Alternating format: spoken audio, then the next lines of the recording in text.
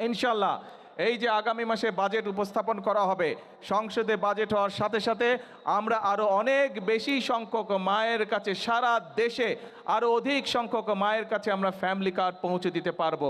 এবং ইনশাল্লাহ আগামী 4-4.5 বছরের মধ্যে আমরা চেষ্টা করব বাংলাদেশের গ্রামে গঞ্জে প্রায় প্রত্যেকটি পরিবারের কাছে যাতে ফ্যামিলি কার্ড পৌঁছে যায়, প্রত্যেকটি মা বোনের কাছে যাতে ফ্যামিলি কার্ড পৌঁছে যায়। এই ফ্যামিলি কার্ডের একই সাথে এই ফ্যামিলি কার্ড পেলে যেমন মায়েদের জন্য ভালো হবে, একইভাবে আপনাদের নিশ্চয়ই খেয়াল আছে দেশনেত্রী খালেদা জিয়া যখন দেশ পরিচালনা করেছিলেন তখন তিনি এই বাংলাদেশের মেয়েদের শিক্ষা ব্যবস্থা ক্লাস 1 থেকে ক্লাস 12 পর্যন্ত ফ্রি করে দিয়েছিলেন, বিনামূল্যে করে দিয়েছেন।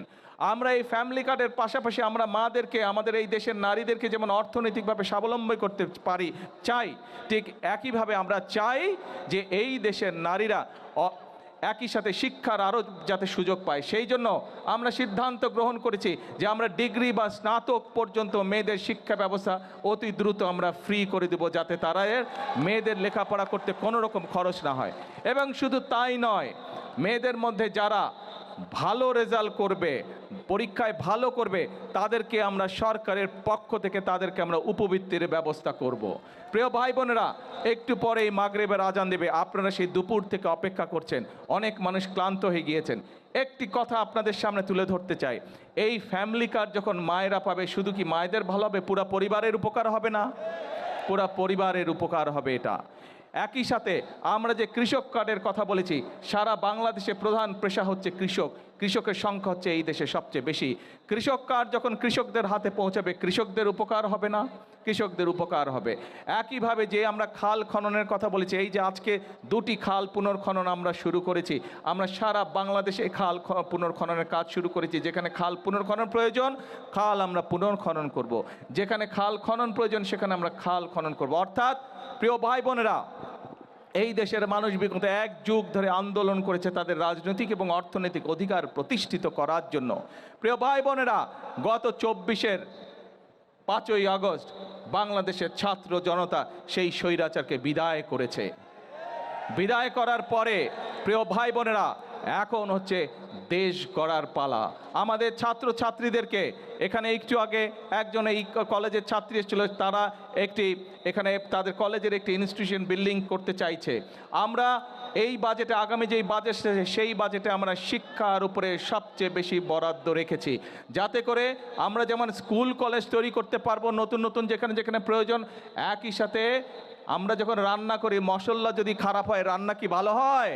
রান্না ভালো হয় না। সেজন্যই আমরা শিক্ষকদেরকে ট্রেনিং দেওয়ার জন্য আমরা বাজেটে বরাদ্দ রেখেছি। আমাদের শিক্ষকদেরকে আমরা ট্রেনিং দেবো, যাতে তারা সুন্দরভাবে ভালোভাবে আমাদের আগামী প্রজন্মকে শিক্ষা দিতে পারে।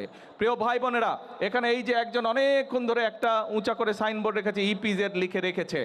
এই ইপিজেডের কাজ শুধু এই চাঁদপুর জেলা নয়, আপনাদেরই সন্তান, এই এলাকার সন্তান আশিক চৌধুরী এখানে আছে, যে বিডার চেয়ারম্যান যাকে নিযুক্ত করা হয়েছে।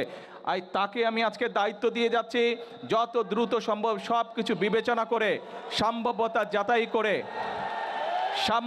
যাচাই করে এই ইপিজেডের কাজ যদি বাস্তবসম্মত হয়, তাহলে এখানে আমরা ইনশাল্লাহ দ্রুত ইপিজেড করব, যাতে করে এই এলাকার সন্তানেরাই শুধু কর্মসংস্থানের ব্যবস্থা না হয়, যাতে করে এই এলাকায় আরও বেশি মানুষ অন্য অন্য এলাকা থেকে আসতে পারে বেকার যুবকরা কর্মসংস্থার জন্য। প্রিয় ভাই বোনেরা, কিছুক্ষণ আগে আমি ওইটা টেকনিক্যাল কলেজটা গোসারহাটে আমরা প্রযুক্তি বিশ্ববিদ্যালয় চেয়েছে। আমরা চাই প্রযুক্তি বিদ্যালয় করার মাধ্যমে আমরা চাই আমাদের দেশের তরুণ সমাজ, ছেলে হোক মেয়ে হোক, তাদেরকে দক্ষ হিসাবে গড়ে তুলতে, যাদের দেশেই হোক বিদেশেই হোক তারা কর্মসংস্থানের ব্যবস্থা করতে পারে।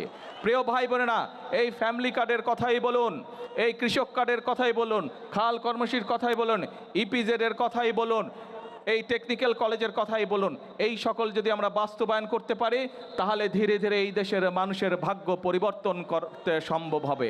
প্রিয় ভাই বোনেরা, এখন সময় হচ্ছে কাজ করার, দেশ গড়ার, মানুষের ভাগ্য পরিবর্তন করার। প্রিয় ভাই বোনেরা, বাইরে থেকে কোনো লোক এসে আমাদের এই দেশ গড়ে দিয়ে যাবে না।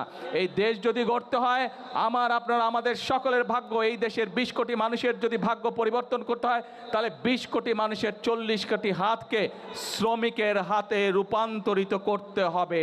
প্রিয় ভাই বোনেরা, দেশের মানুষ চায় স্থিতিশীলতা, দেশের মানুষ চায় দেশের শান্তি। কিছু মানুষ, একটি মহল বিভিন্ন বিতর্কের সৃষ্টি করছে। আজকে আপনাদেরকে সামনে রেখে আমি বলে দিতে চাই পরিষ্কারভাবে, 2026 সালে 12ই ফেব্রুয়ারি নির্বাচনে আমরা দেশের মানুষকে যে প্রতিশ্রুতি দিয়েছিলাম, দেশের মানুষ তার পক্ষে রায় দিয়েছে। কাজে আমরা দেশের মানুষকে সাথে নিয়ে সেই সকল প্রতিশ্রুতি বাস্তবায়নের কাজে হাত দিয়েছে। কারণ এই সকল প্রতিশ্রুতি ইনশাল্লাহ পর্যায়ক্রমিকভাবে যদি আমরা বাস্তবায়ন করতে পারি, দেশের মানুষের ভাগ্যের পরিবর্তন হবে। একটি মহল রাজনীতির নামে তারা বিভ্রান্তি ছড়ানোর চেষ্টা করছে। প্রিয় ভাই বোনেরা, আমি ছোটবেলায় থেকে দেখে এসেছি রাজনীতি মানে খাল খনন, কৃষির উৎপাদন বৃদ্ধি। প্রিয় ভাই বোনেরা, আমি ছোটবেলায় থেকে দেখে এসেছি রাজনীতি মানে নতুন নতুন মিল কারখানা তৈরি এবং কর্মসংস্থানের ব্যবস্থা করা।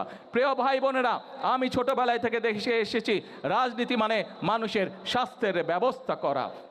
প্রিয় ভাই বোনেরা, রাজনীতি মানে আমি দেখে এসেছি মানুষের নিরাপত্তা নিশ্চিত করা। কাজে এটাই হচ্ছে আমাদের রাজনীতি। রাজনীতির নামে যদি কেউ বিভ্রান্ত সৃষ্টি করতে চায়, রাজনীতির নামে যদি কেউ অরাজকতা সৃষ্টি করতে চায়, প্রিয় ভাই বোনেরা, আপনারা কি বসে থাকবেন? আমরা কেউ বসে থাকবো না। কারণ বিএনপি যে সকল কর্মসূচি গ্রহণ করেছে, প্রত্যেকটি কর্মসূচি হচ্ছে এই দেশের খেটে খাওয়া মানুষের কর্মসূচি। সেজন্যই আমরা আন্দোলন করেছি। আন্দোলনে বাংলাদেশের মানুষ, লক্ষ লক্ষ হাজার লক্ষ মানুষ প্রাণ দিয়েছে, হতাহত হয়েছে। এখন আমরা 71 সালে যেমন দেশকে স্বাধীন করেছিলাম, আমরা 24-এর আন্দোলনের মাধ্যমে দেশকে স্বৈরাচার মুক্ত করেছি।